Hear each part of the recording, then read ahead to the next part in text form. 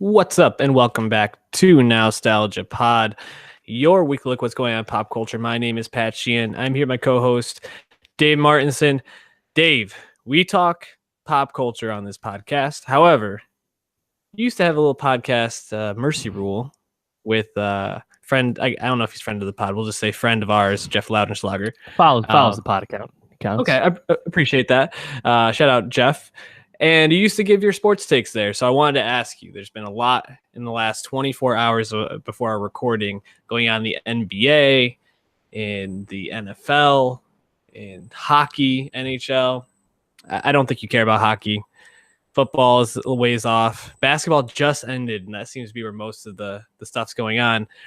Give me some of your hot takes. LeBron to LA. What do you think?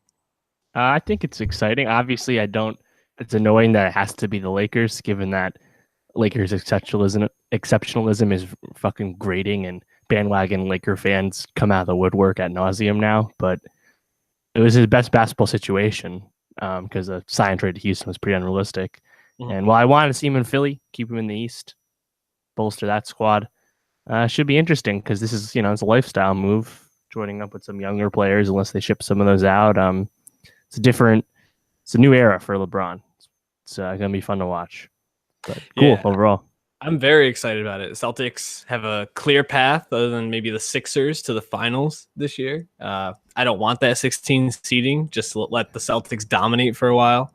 But no, it's fun because I think as long as they can stay healthy, both teams, the 76ers and the Celtics will have a good competition to get to the finals this year. And the West is just going to be a bloodbath. Unbelievable. Who's going to be joining LeBron? What's your prediction for his supporting cast? That's the thing. Spurs are under no obligation to sell him low. Mm-hmm. So it's really up to the Kawhi. It's really up to the teams to offer Kawhi's offer the Spurs something worthwhile. On one hand, if you're the Lakers, if LeBron is okay to not go for it now, which apparently is what he's communicated, he wasn't coming on condition that they make a hair trigger move. Maybe you wait. You don't need to do a Knicks Carmelo situation, trade away most of the team to get the guy who wants to be there in a year anyway. So if you kept all the kids and then signed Kawhi a year from now, obviously you're taking a chance with LeBron's advanced age, but that would seem pretty advantageous. On the other hand, the Spurs really do need to get something because he's fucking gone. So they should trade him. But if not, they're getting all these veterans. I don't understand Lance Stevenson, JaVale McGee coming to the team. They also got Rondo at time recording. It's going to be some fucking malcontents, and then you got LeVar Ball in the mix. It's gonna be interesting. Yeah, he basically left Cleveland and is like, I'm going to build the Cavaliers of the West now. Space Cadet City. Yeah. It's going to be very interesting to see. But yeah, if you want some more of our sports takes, follow Dave at Martin Swagger. He gives out all of his takes on Yankees baseball, which they stink. Lakers and Knicks. In MLB, dog. Winning percentage. Ugh. Just give me the wins. Lost give me column, the bro. thing. Why don't we move on though? Because we have a lighter week, but at the same time, it's actually a week full of big projects and big things that I think we were both excited for in different ways. Let's start with maybe the thing we were least excited for. So Gorillaz, they're a band. We reviewed their album from last year. Blanky on the name. Yep, Humans, which was kind of middling. I think I was a bit higher on it than you were. Yeah. But I think back to that album. I just remember one song, Charger, really. I guess the Vince Staples track. Yeah. Yeah. It was just overstuffed, ton of features, kind of on the nose, political message. Yeah, I didn't really care for it. But yeah, like you said, there was some moments on it for sure. But they recorded this new album, the Now on tour while they were performing Humans. Yeah, and they did all the actual studio recordings in a month. So that's interesting because it definitely feels much different than Humans. Mm-hmm. Yeah, and this is much different than almost any project Gorillaz has ever done, just because they're a band that, they have the whole cartoon persona, but they really rely on features from other people to, bring influence into their songs and kind of give the direction of each individual song. This one is a much more cohesive sound than Humans for sure, and probably some of their other albums. But that's because there's only one song that features anybody other than Damon Albarn, which is the single with Snoop Dogg and Jimmy Principal song. But the thing about this album, so gave it a listen. I think this is the sort of thing that is a very forgettable album for two reasons. One, when you think about Gorillaz, you really do think of the features and the things that stand out. Like, their most popular song of all time is, why am I fucking blanking on everything today? Feel Good Inc. De La Soul. Feel Good Inc. Yeah, De La Soul. But, I know. I'm told the heat is getting to me. It's like I'm sweating through my clothes right now. So yeah, you think about that, and you think about De La Soul coming in on that album, and just the way that they take it over. Or even if, like, when we were talking about Humans, you think about Grace Jones. This is just kind of like everything drifts together, feels cohesive, but nothing really stands out. And I think for that reason, I'll probably won't come back to this. But was there anything that stood out to you on this? No, I kind of echoing what you're saying. I just thought it was kind of sleepy and honestly kind of dull. I didn't think Damon Albarn's singing. His singing's never that great. Like, he's not like a standout vocalist. But on this album in particular, I found it really, I don't know, just really dreary and forgettable. And honestly, like, I liked what was it, Humility? Yeah, one of the lead singles. Like that's fun. That's like a really summery poolside song. That's kind of like the best you could do with this kind of these kind of intentions. Then the other single that released alongside it, Lake Zurich, like, I guess the reason I like that is because there were no vocals, and it was just kind of a, spacey instrumental. I don't know. I didn't find there was much here that like you said stands out that's worth remembering. So yeah, I mean, while it's definitely such a turn from Humans, I don't find it any more memorable. I actually agreed. The other song I wrote down was Lake Zurich as well. I find it funny that we've reviewed two bands that I guess are considered old heads at this point. 9 Inch Nails a week or two ago, and then this, and the two songs that stand out to us are songs where their lead singer isn't really singing on them. So I don't know what that says about the bands in general. Maybe just the direction of the head of the band is moving more towards an instrumental.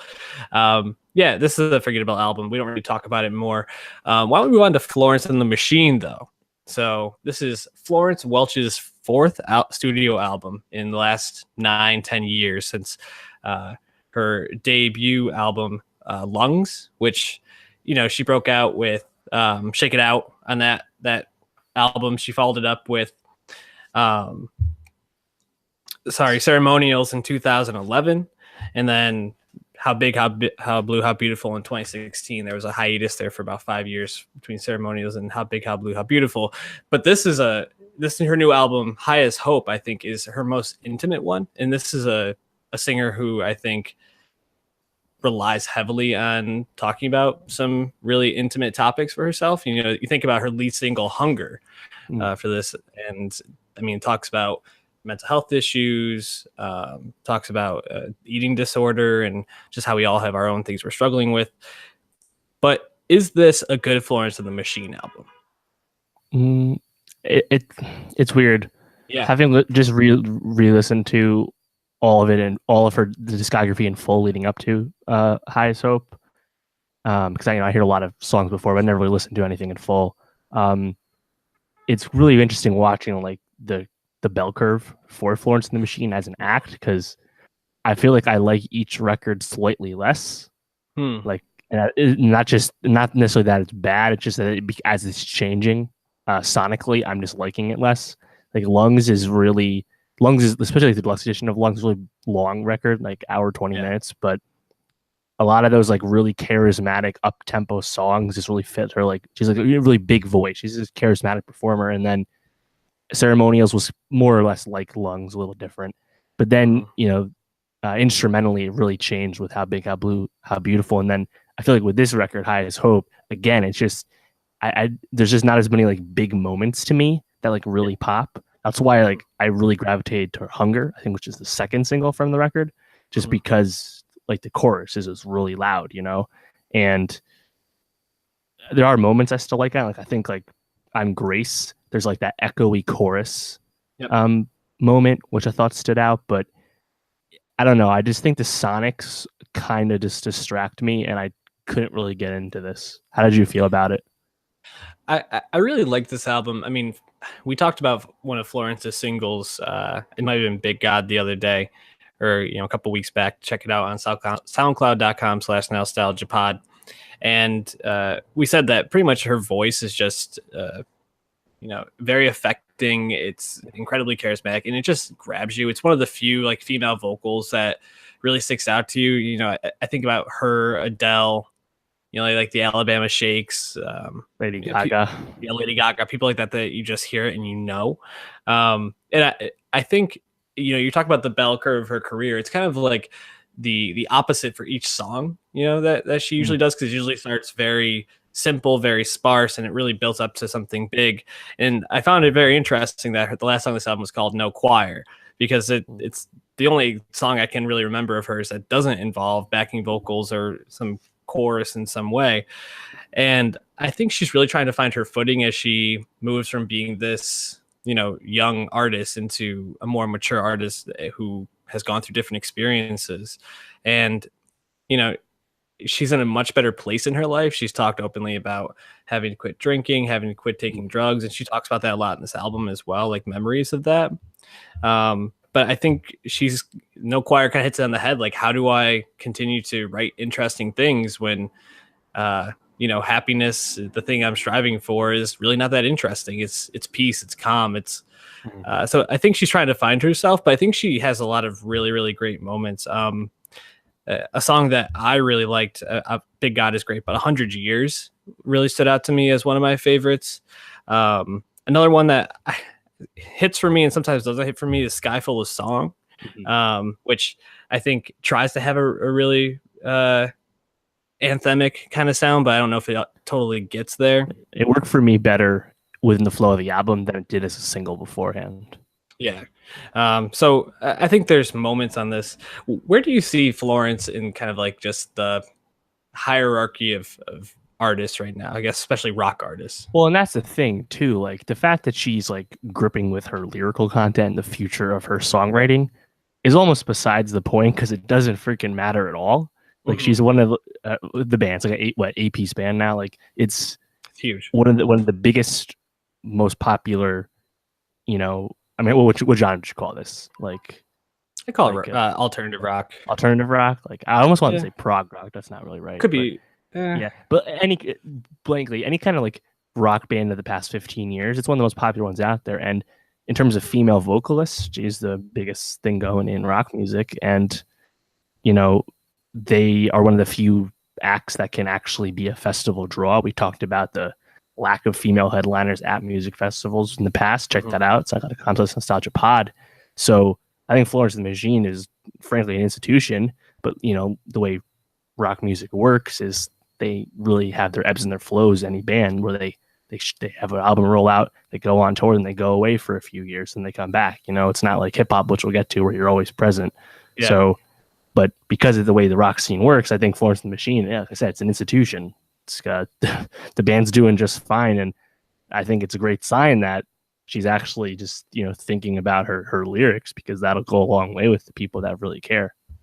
Yeah, and to kind of go back to your point about not really mattering, think about all of those albums that you listen to. I mean, how many of those songs do people really know? I mean, there's maybe like 8 to 10 Florence songs people know, and that's the thing, is as long as she can get 1 or 2 off each album that are going to be anthem filling, that she can go and just crush vocally, dance around on stage with her bright red hair, flowy dresses with the light behind her, making her look like a goddess. Like she doesn't have anything to worry about. I don't think it's interesting too, because I feel like she's just kind of a vibe at this point. Like people see her, or especially I think female fans of rock, and they kind of just like the persona she gives off, which is like this like free spirit, like ultra feminist vibe, which I think is really needed in that sphere right now. So better Lana Del Rey. Yeah, exactly. And it's actually interesting because this album, she used Lana Del Rey's producer to make it sound more stripped down and more sparse. So I think she's trying to,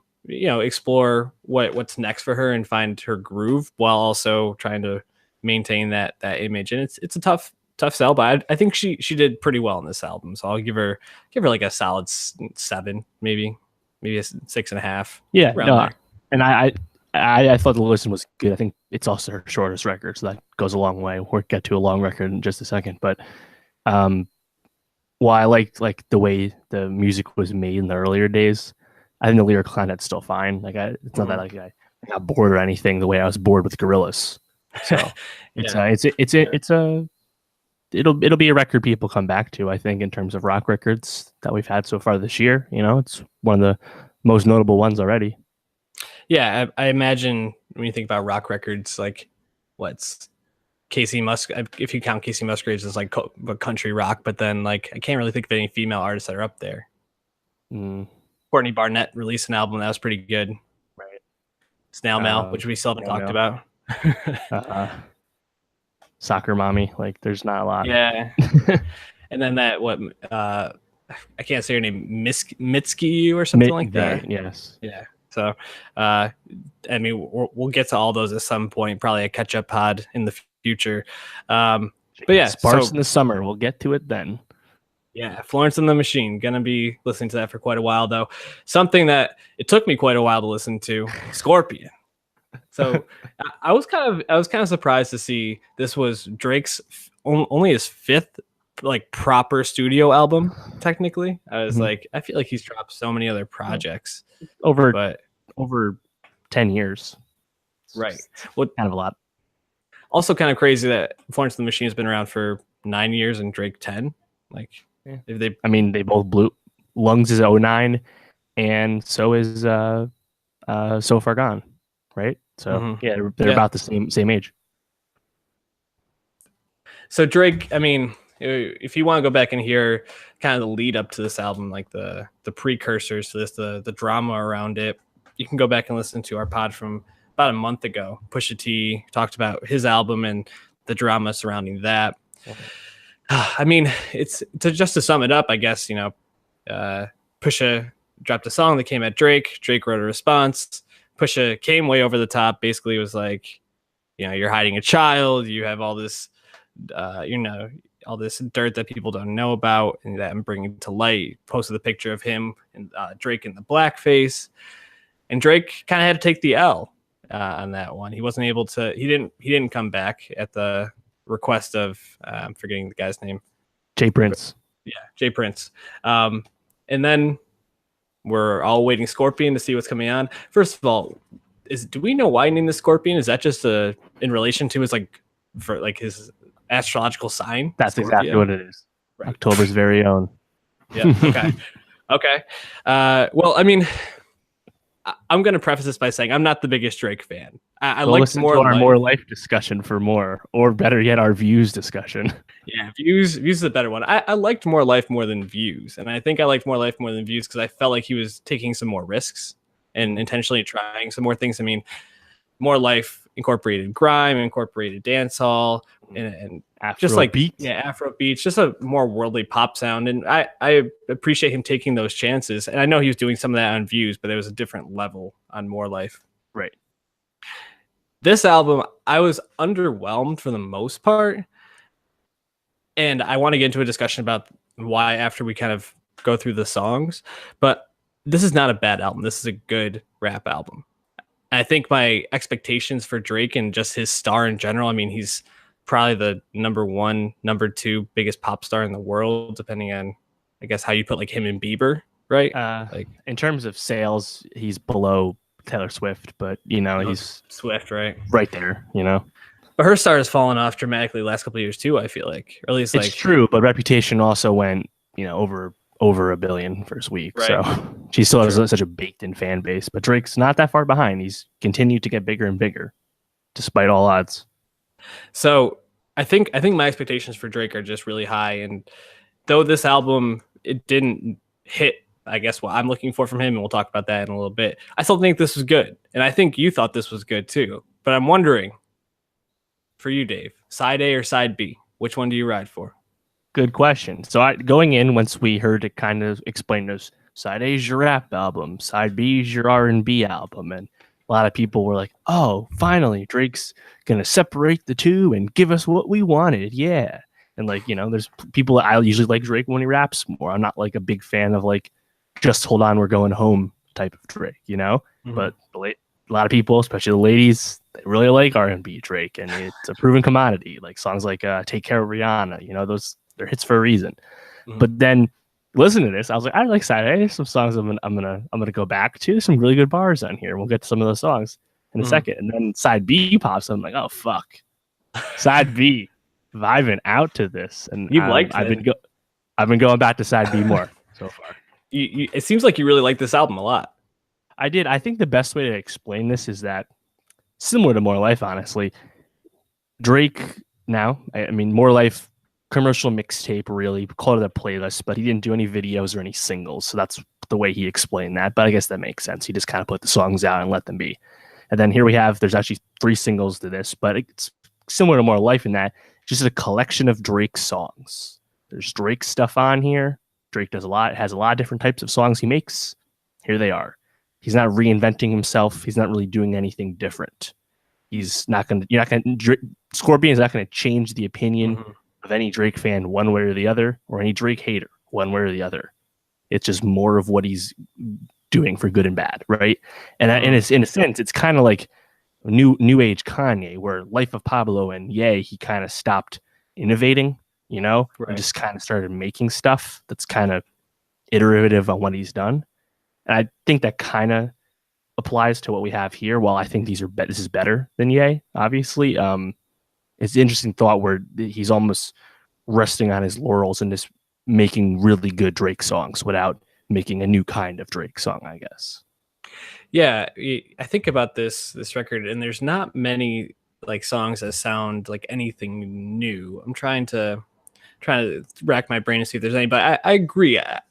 I just find it interesting that he obviously had songs on this album done way before everything happened with Pusha, although I think there's definitely things he added in after that whole thing. A lot of the content regarding his son and things like that, I would imagine, were probably added on afterwards, and some of the lyrics as well.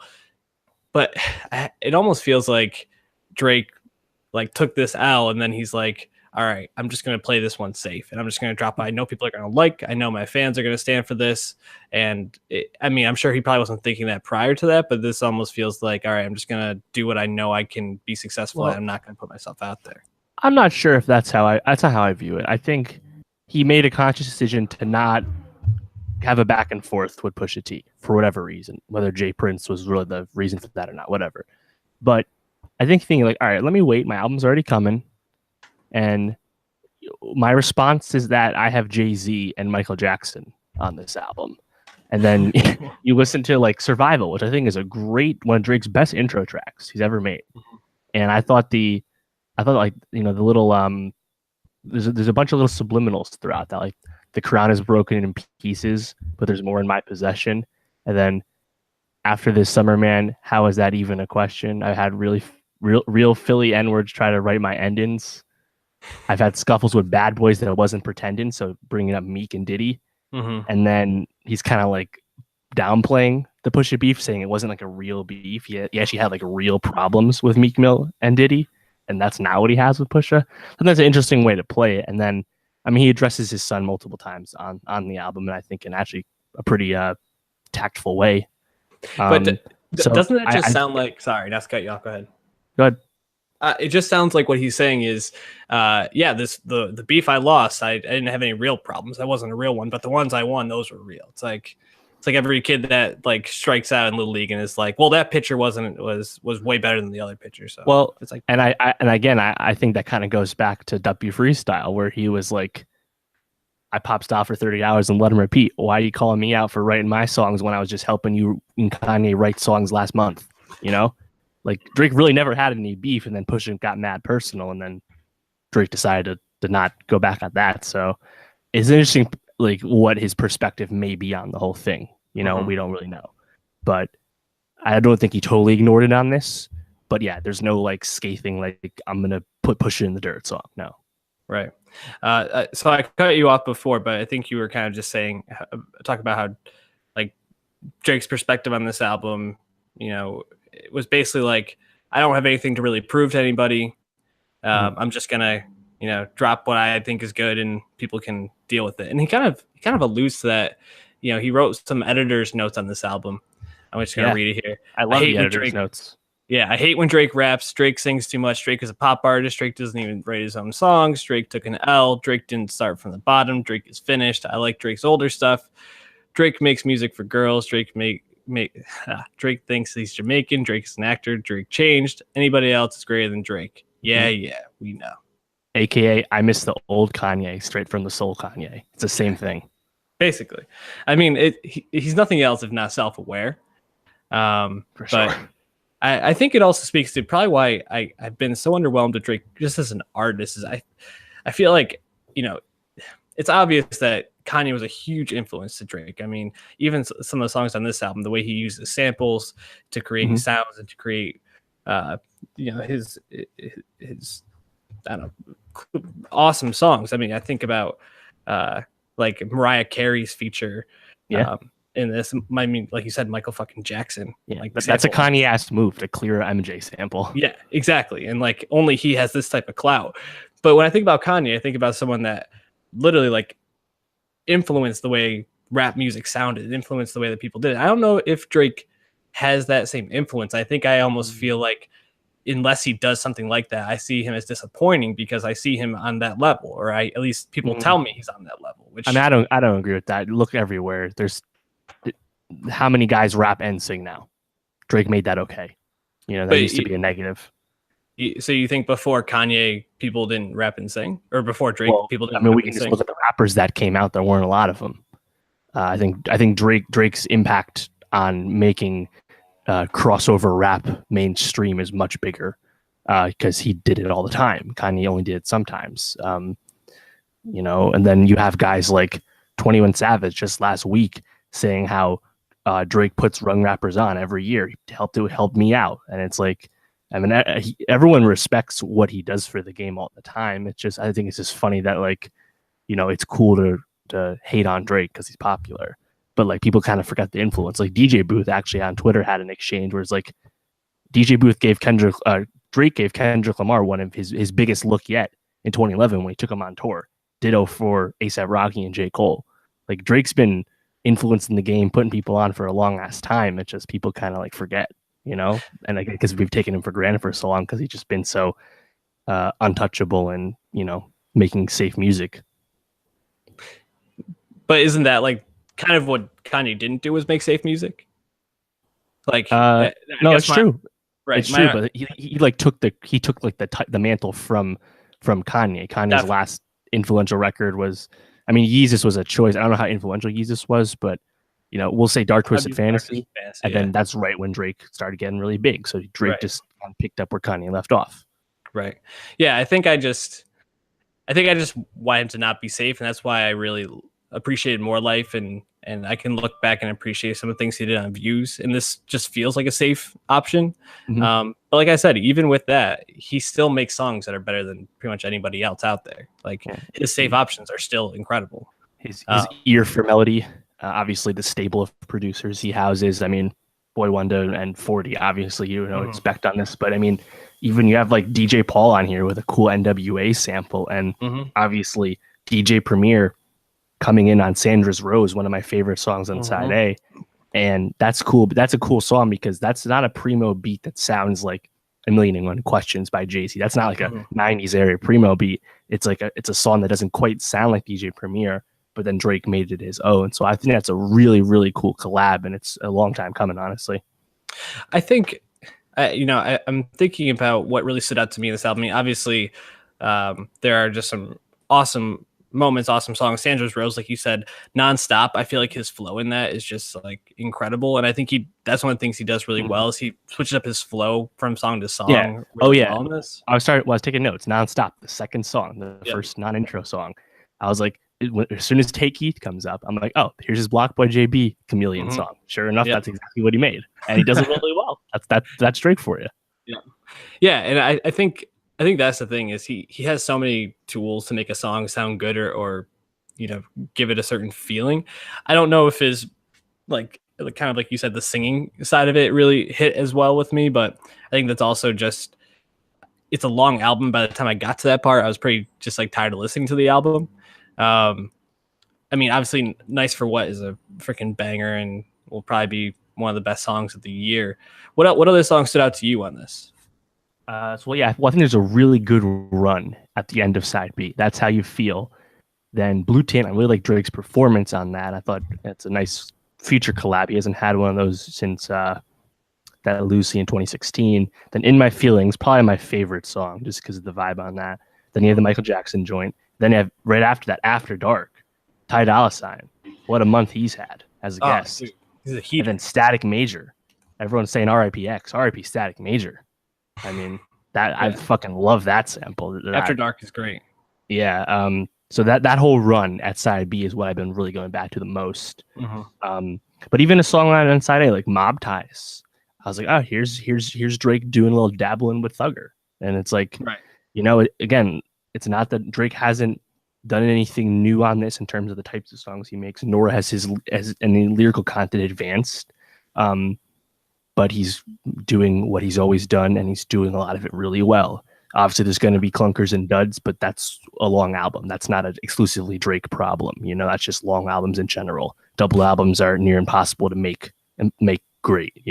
Right. And my actually interesting point I heard about this, maybe he made it a double album because now that helped him get out of his Cash Money deal. So he's off Young Money. He's off Cash Money with this. And whether that was because Scorpion was going to count as 2 records because of the length, we don't know.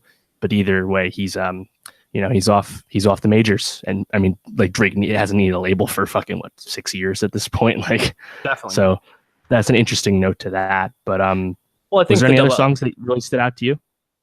I think we talked about most of them. I mean, I just keep going back to Don't Matter to Me just because like hearing like a Michael Jackson sample that no one's ever heard before is just fucking incredible in 2018. Just like an unbelievable moment. And like you said, to be like, oh yeah, I'm not going to respond to Pusha, but I'm going to drop an album that has Jay-Z and Michael Jackson like verse, just crazy. I guess there's one critique I really wanted to like just shoot down that I've seen a lot of people talking about. Like Drake just is talking about the same old stuff on this, very braggadocious, that he's, can't trust anybody, just talking about how many beautiful girls and how hard it is to trust people because honestly, like we give a lot of people a pass for talking about the same stuff all the time, the same content album. So I'm not going to knock. What does Pusha T talk about again?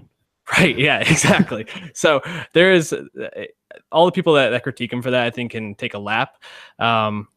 And also with the double album, I think that also was probably like streaming numbers, like he's a smart, savvy businessman. He knows put out as many songs as possible, get those numbers up. And he's been killing it with the numbers, right?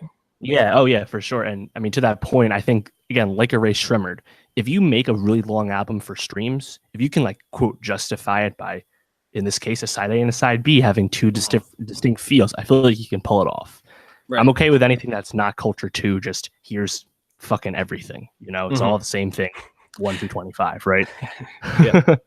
But I mean, to those numbers, to your point, I mean, not 4 months ago in April, Beer Bongs and Bentleys came out of Post Malone, his second album. Now, we were not big fans of, we're not Post Malone people here, but he's really popular. Can't deny that. And he did set the single day streaming record with Spotify and Apple Music. And his Spotify mark was 78.7 million streams on the first day, which is absurd. And then Drake follows this up on Spotify with 132 million streams of Scorpion on the first day and 170 million on Apple Music. Crazy. And then, I mean, just for context, Apple Music, More Life a year ago was 89 million. So he's fucking nearly doubled it in 1 year. It's crazy considering how big an artist he already is. And obviously technically goes platinum as soon as it releases because God's Plan is 8 times plat and Nice for What's 3 times. Right. First week sales doesn't count that. He's looking at, it's projected right now to be 870 to 920,000 units first week with almost 300,000 as traditional, unit sales. So obviously streams are helping him, but he's still pushing big numbers. And it's ridiculous. More Life, for example, for context, was 500,000. So insane footprint that he has. I mean, I think Fantano had a funny tweet when he was like, "What the fuck?" Where it's like it was a Spotify screenshot of like the landing page, and it was every single type of playlist had Drake on it. It was even like new wave gospel had like Drake. Like I was like, are you fucking kidding me? Which is funny because he's like an Apple guy too. Yeah. But people just want more Drake, man. It's insane. One last thing I want to say is to your point about the lyrical content, Drake, more or less doing the same thing. And I agree with what you're saying, because he now has the child out in the open, of course. I think that the broy, insecure, almost immature lines about women might not go over as well now. Oh, you think? Now that he has a kid, like even for example, like I'm upset. Can't go 50-50 with no hoe. Wait a minute. Yeah, you got to go 50-50 with the hoe now, dude. The mom. Yes. And did you see that? Like, she could not even wait till the weekend was over to post that, like, she's Drake's baby mama on Instagram. Good for her. She was waiting for that clout, man. Now, did you hear the thing? I don't know if this is confirmed, but the tweet was blowing up. Apparently, Drake's kids, Adonis is the first name, but the middle name is Mabed. I heard, yeah, which is apparently Romanian for chosen one. And then everyone's like, God's plan. And my mama, I'm sorry. Yep. Does love his kid. Chess, not checkers, bro. I mean, or the other one I said was, Drake just had to let Pusha T kill him so he could go to heaven and ask Michael Jackson for a feature. Yeah, I saw all these. If Drake's long game was, I'm going to start this feud with Pusha, who will then expose me for having a secret child, and then I will have already had a lyric talking about how much I love my child somewhere in there. That's some next level strategy. So I don't know, but either way, Scorpion, definitely worth a listen. I think we'll be talking about it a lot as the year goes on and re-listening to it. And we'll have plenty of those songs, probably one or two, maybe even three of them on our Spotify playlist, Best of Nowstalgia Pod Nowstalgia Best of 2018. Linked at SoundCloud, easy to find, and linked at YouTube as well. So check it out. All right, Sicario, Day of the Soldado. Solima. I mean, man, did you like Sicario 2015? Fuck yeah. You kidding me? Fucking awesome. Denis Villeneuve, Roger Deakins, 3 Oscar noms, Emily fucking Blunt. Hell yeah, that movie's fucking awesome. Daniel Kaluuya, dude. Yeah, no one knew who he was yet. He was still Black Mirror guy then, and he was still great. Like, it was fantastic. And John Bernthal, love him as well. Yep. I mean, it's funny because when I think about Sicario now, I mean, there's so many scenes from it I think about. It actually was on last night. So after I saw it, I came home and I was watching the first one. And I was like, man, this movie, there's just scene after scene that really sucks you in. For the Ringers rewatchables, I hope, 10, 15 years they're doing the Sicario rewatchable. Yeah.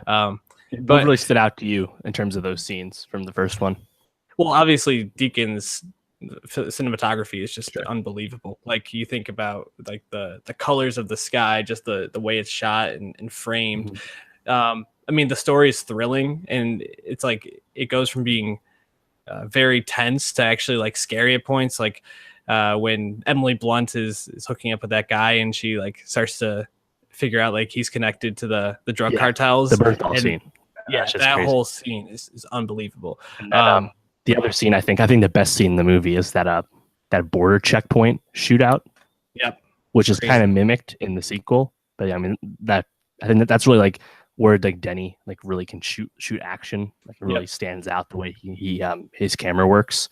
But yeah, overall, the first one, it's a movie that actually did pretty well. It made $84.8 million worldwide, $30 million production budget, and that's off a $12 million opening weekend. It was a really leggy release, and slow rollout. So pretty successful overall. And then, but I mean, until we got news of Sicario 2 with the original title, did you ever expect a sequel for this? No, but well, I mean, I guess it kind of was left open for a sequel in a way, but I didn't really think that this would be a movie that ever get a sequel for a couple of reasons. One, I mean, the cast was big, so to get everybody come back was going to be hard. Emily Blunt, I think, was attached to this, but then dropped out for several reasons. At least those are reports I heard, and that was almost 2 years ago that she supposedly backed out. So it was even before it got into production. The other reason I didn't think is because the topic and just it's a hard one to touch. And especially, I think this is kind of something I wanted to talk about here is the political atmosphere around these topics is so touchy right now. And it kind of influenced the way I watched the movie and felt about some of the scenes in the movie, I think. And I'm wondering how it affected you, but we can save that until after we get into kind of talking more about the movie. I'm guessing you didn't expect a sequel, but are you happy that they made the sequel? Honestly, I am. Like your point, I didn't think it. I mean, the first one's really about drugs. This new one's more about the border, immigration, humanitarian crisis like that. Whereas drugs is kind of a more, I guess, tried and true theme for movies, right. I guess. But still, the way it was done, it's really like a hyper realistic film.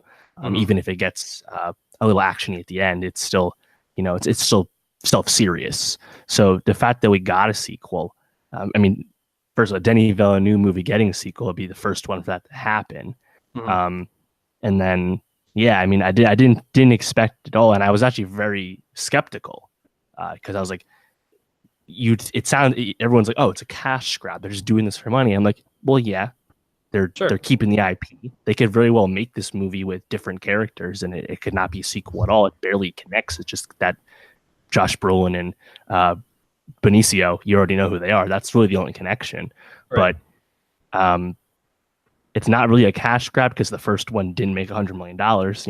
It's not going to be a blockbuster, and it wasn't. Sicario 2 made $19 million for third place, which is quite good given it's still $35 million budget. So definitely. It's not like the cash grab, but it was weird that they decided to make a sequel. But then you realize Taylor Sheridan's back, and he wrote the first one.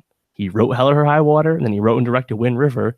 And I think he's 4 for 4 in terms of his like contemporary like Western films.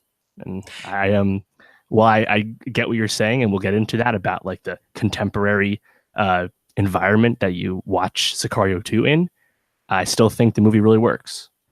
Yeah, I thought the movie was good. I didn't think it was as good as Sicario, which is it's hard with a sequel, and I think not having Blunt to really carry the emotional weight to the film hurt. I think they put a lot of the emotional lifting on the shoulders of Isabella, the little girl in this, and it's a tough ask of a 14-year-old, 15-year-old, maybe even 16. Blunt was the audience avatar.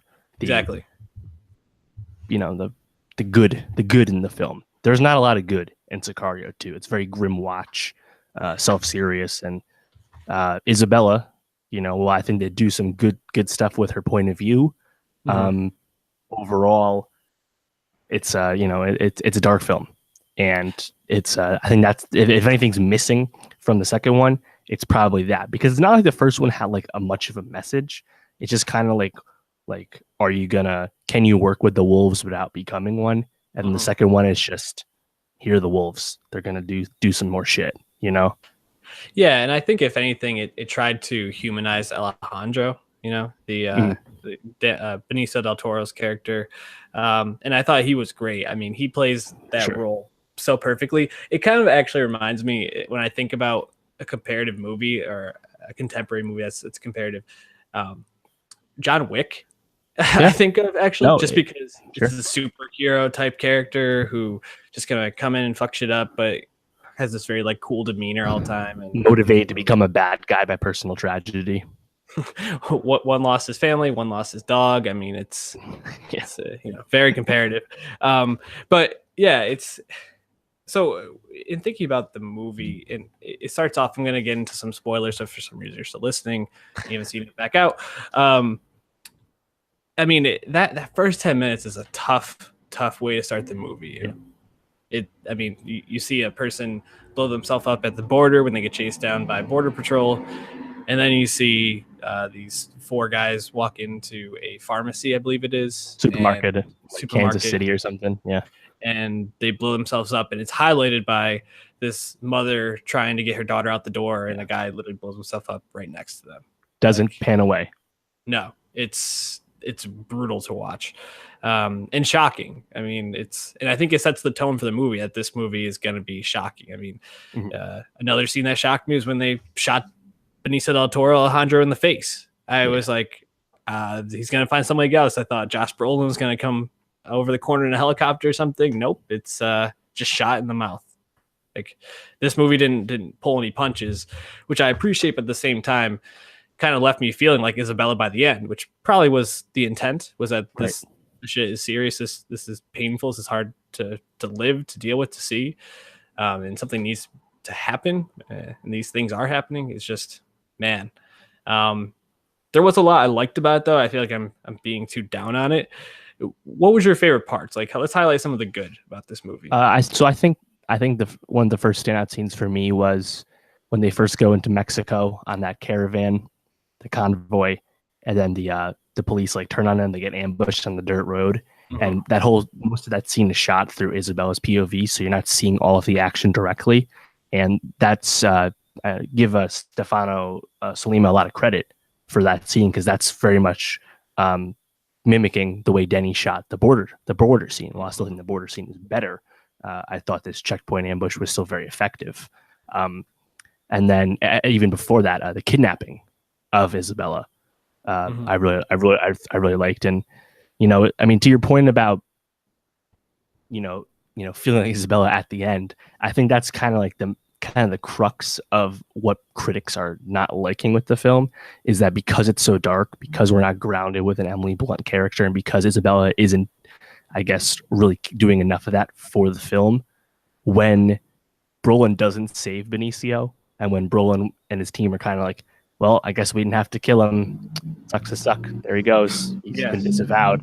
It's like you can't really feel anything, because it's tough to feel anything for these characters because they're such immoral people, and you're just kind of watching this dark and gritty tale happen.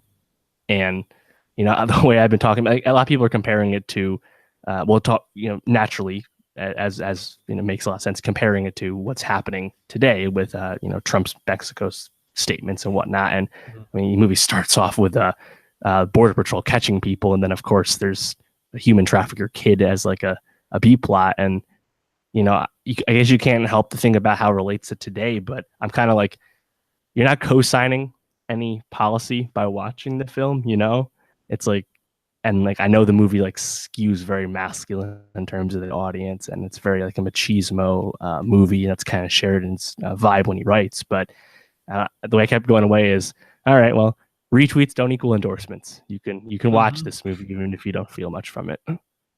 Yeah, I think that's a good way to look at it. I do worry about how this movie might be used politically to side one way or the other. But I guess that's probably for the Pod Save America people to talk about if they want to. We don't need to dive too deep into it. It's interesting, as you were talking, I was thinking about the juxtaposition of how they basically treat these people who are going across this border as like less than humans, and they talk about, human trafficking is the biggest epidemic or whatever going on at the border, because it's something you don't need to cultivate. It's a resource that's constantly there. Right. And just even the way that they were talking about it in that scene showed how dehumanized, or how they treat Isabella, and then they talk about the people in that scene. It's very dehumanizing, when they confront Brolin. I'm forgetting the actress's name. Sorry, I have it written down here. Catherine Keener, which shout out her, 2 excellent movies in a month with Incredibles as well. Yeah. But the way that she talks to him about the mission and what they need to do and how they need to just wipe the slate clean is like they look at it the same exact way, and who's actually worse in this. It's an interesting thing. It's thoughtful, and I think you can take away what you want to from this movie. You can either see it for like the gratuitous violence and just the shocking moments, or you can see it for, I think, the commentary on the state of these affairs that it's probably meant to be, and kind of take from it, what do we want to do? How do we want to move forward with our perspectives? But were there any scenes other than the scene, the shootout scene, that really stood out to you, or any moments, maybe any performances? I saw some critics calling it like contrived, but a contrived way to have some exposition about Alejandro. But I really liked the sign language scene. Really everything with Alejandro once he and Isabella were together and on their own, I thought was great. But the sign language scene I really liked. And just, I don't know, it's just Benicio, even if like he's kind of like transcending what's on the script for him, like what the character really is. But, I mean, whenever he was on screen and actually like, having any dialogue, I thought it was really great. One scene that I thought, you speak about the political angle, when Brolin kind of like has like the torture scene in the shipping container.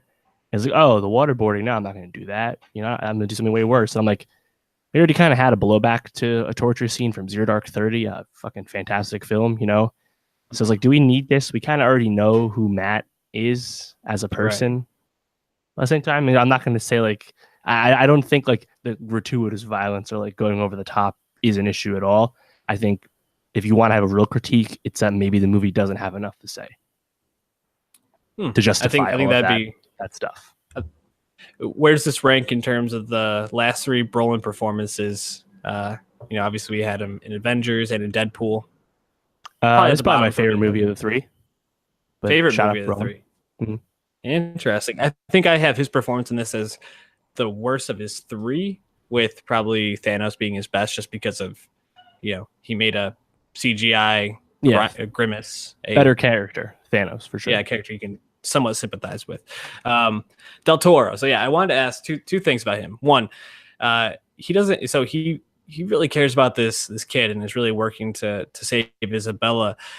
At the end of Sicario, he ends up shooting that whole family.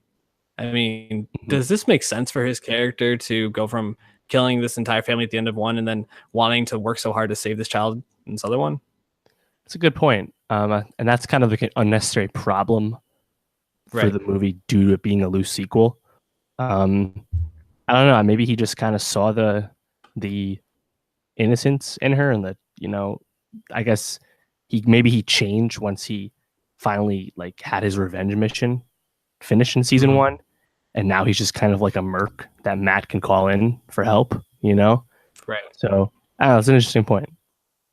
Yeah, something I was thinking about. The other thing, what did you think about him surviving that shot, like being shot in the face thing? I was like, first of all, surprised that they even had him get shot, and then second, like the fact he survived, I was kind of like, I think maybe this should have just been it. Like, see, I liked it because the way they shot him was, I thought, very effective, and then when they go back, there's just like that, like low camera's like low on the ground in that crater, and just looking at his body. It's a solid like 10 or 15 seconds before he moves.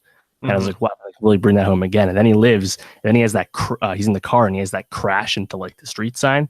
I'm like, oh, now he died. And I was like, I thought the way they like had him like struggle to live was really effective. So I thought it worked for me. Plus he had that cool moment where he threw a grenade in that car. Yeah, that was awesome. I think it worked. I think I'm just like, this guy got shot in the face and supposedly just went through his cheek, which I get. It kind of looked like that when I first saw it. It's like, oh, I don't even think he's dead. But also, I mean, like, it makes this guy out to be like Superman, kind of. And lost a lot of blood. Yeah, a lot of blood. And then he's just sitting there at the end, like, let's have a talk. You want to be a Sicario? Hey, looks at camera. Well, actually, that was probably the weakest point for me in general, was the whole plot with Miguel. If anything was contrived, it was his connection to the rest of the story. But maybe he presented like the most potential in terms of humanizing it, because he was like a high school kid who was falling in with the cartel. Like, how'd you feel about him? I felt like they didn't really explain enough why he was falling in with the cartel, because you see like his family and the people that surround him, and other than his cousin, no one else is really involved. And I was kind of like, I don't really get why you're doing this. Maybe it's money, maybe it's wanting to be a part of something different. I'm not really sure. I mean, and I might have missed something there too. Maybe it was explained and I missed it, but it didn't really work for me either. I thought it was kind of stupid how he sees him this one time and he recognizes him when he goes on the bus among all these people. I was kind of like, that doesn't seem like totally realistic, but overall, I mean, it's a small nitpick. I also thought when he jumped off the truck that he was going to give it up, but then you see him, tattoos, a year later. I was like, oh, no, he's in. Yeah, he's in. Are we going to get Sicario 3? Yeah, I think so. If they didn't want to make Sicario 3, they would have kept Alejandro dead. So agreed. Do you want Sicario 3? I'll I'm not opposed to it if Sheridan's involved. I think this is a pretty good sequel by all accounts, and yeah, maybe they'll hear or they'll see people's notes on it and they'll adapt to that, or they don't have to make one. I'm I guess value neutral on Sicario 3. Yeah, I think give it a couple of years, and I'm sure it will probably be another 2 or 3 before we see it. So we'll see how I feel then. But that's it for this week. As Dave has mentioned in past podcasts, we have a lot coming up. At least next week, we have Sorry to Bother You, Ant-Man, Sire from Jaden Smith. We'll be Glow season 2. Talking Secession at some point. Any other shows we got to catch up on? I mean, Killing Eve, we'll get to when we get to at this point. Emmy nominations come out soon. We'll talk about that. So a lot of stuff. Anything you want to talk about, tweet at the pod at Nowstalgia Pod. Subscribe somewhere down below. We appreciate all your support. Share us with friends, family. Dave, what's your last word for the week? Soldado. Good enough.